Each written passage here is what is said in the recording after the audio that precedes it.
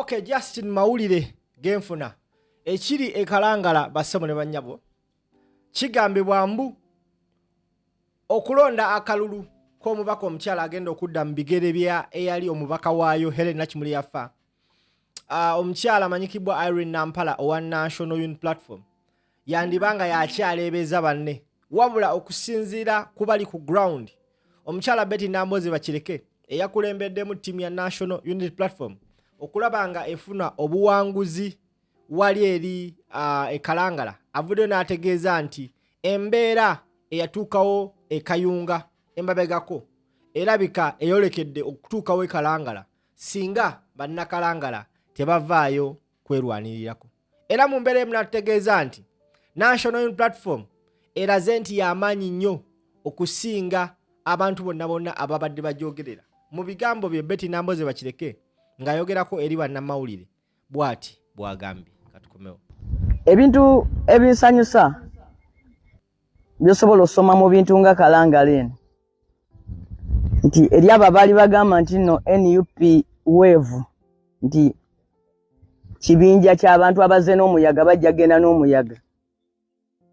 Bino ebintu kati nga kino ekiri e Kalangala kikulaga nti wali n'olimba munnange NUP si muyaga. Ate ne wabaawo abalala abaali bagamba nti NUP etambulira ku kintu kimu president. Yes, president oyo gumba lyaffe lyankize naye ye yatuyamba yateekayo emirandira. Kakati oba ali Mukono oba ali Kampala oba ali mu America eddoboozi lye lituuka enteekateeka gye twakola ey'ekibiina ebeerayo era ebintu bigenda mu maaso. Nze nsanyuse nnyo nti newankubadde ffe abavudde ye Mukono ojja kukwatizaako bantu boolaba abalina enteekateeka eri ku ground ng'olabira ddala ekibiina kirina emirandira wano.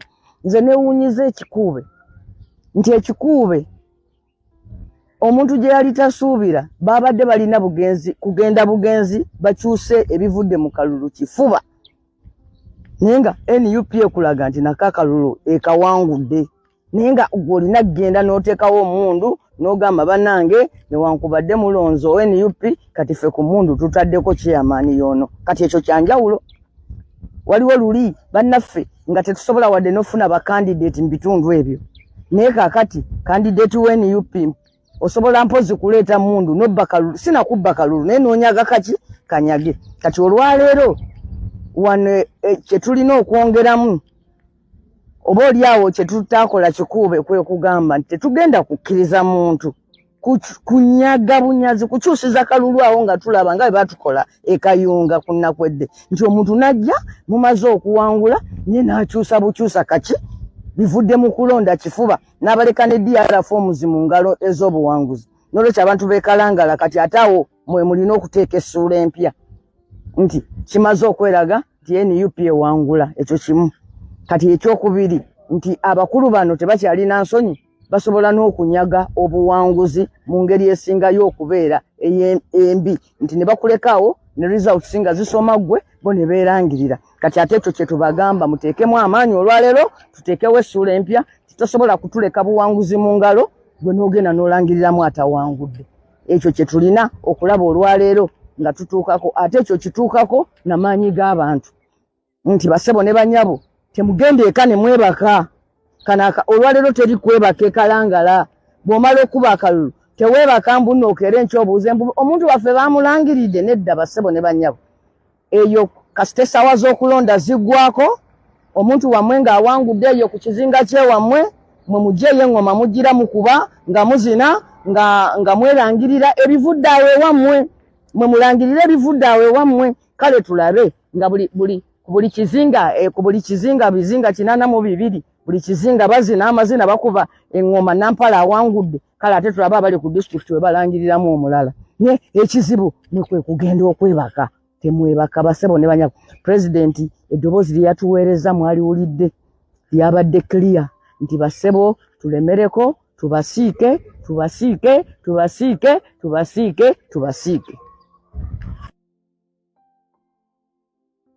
Alright, oyo ye mubaka we Mukono municipality Betty Namboze Bakireke eyakulembedde ttiimu egenze okukima wini e Kalangala. Okusinzira ku bigambo bye agamba ndi singa aba National Unit Platform tebataddeeyo maanyi kulwanirira buwanguzi bwabwe bali likely oba ekyali e Kalangala kiri likely ku happeninga again wanen manyanga ekyali e Kayunga kiri likely oku happeninga again e Kalangala. Era nategeeza n'asaba bannakayunga buli omu wooli we balangirira gwe kyolina okukola kiri kimutandika kuba mbuutu such that nti ab'oku district watukira okubba oba okuyaaya mu abantu beeyo mwategedde dda amazima. Mu mbeera y'emu akulemberwa oludda oluvuganya Joel Ssenyonyi finally bamaliriza ne bamulemesa okutuuka e Kalangala. Era ategeezezza eggwanga mu bigambo bye nti abasajja bakikoze kagenderere okumulemesa otuuka ku ground. Eddakiika 2 emabega ayogeddeko eri bannamawulire Joel Ssenyonyi bw'ati bw'ayogedde ku nsonga y'omulemesa okugenda e Kalangala. Nampala Irene. But the situation was abnormal as I could see it. Eventually, we got onto one of the ferries, but it did not move. We were on it for 2.5 hours, and eventually I learned that they got instructions not to move the ferry for as long as I am on it. Eventually, we got onto a second ferry, and that ferry moved. When it got midway, in the middle of the lake, we saw them begin to reverse. We asked what the problem is, and they said they got instructions to reverse. No explanation whatsoever. But what I have learned is they have told them for as long as I'm on any of these ferries, they should not move and proceed to Kalangala. It's very unfortunate. Of course, many people have been stuck since morning, some of those on board, others waiting outside. And so I realized they were all very stuck because of me. So I have said, now let me disembark now that they have gotten us back to the shore. Let me disembark so that people don't get frustrated because of me. You know, because these ferries are like a road that people use to move to and from Kalangala. Now if all of them are stuck because of one individual, it's not right. So let me disembark and return to Kampala. But this is very unfortunate. Even what we hear happening in Kalangala, many of our agents have been arrested. There is numberless cars moving around, and they are involved in ballot stuffing. Very unnecessary. Because if you're saying you are popular, let the people decide. Why do we have to get to this point? Very sad state of affairs.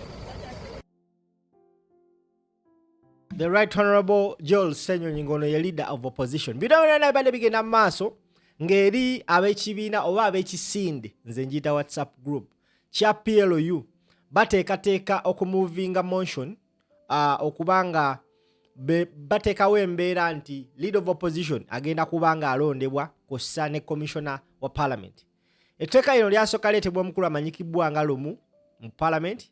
However much parliament yalabanga kintu kyabwewussa kya busiru nnyo etteeka ne baligoba.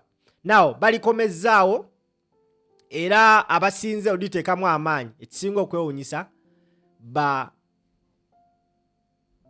PLU manyanga ba NRM be baagala oteekawo embeera nti ne leader of opposition alina obbavuganya abeerenga alondebwa. Gwe ssebo banya bandaba atanaba kumanya what exactly is happening in Kalangala. Njagala ntwala omukisa guno kulaga just a sneak peek of the clips that are circulating mu district e Kalangala okulaga embeera eriwo e Kalangala. Abasajja bakutte emiggo bakuba n'atalina kyakoze kasita bakusanga busanzi nga oba olina okutte kasimu oba oli wa NUP gwe oba omanyirawo ddala nti giba gikutte.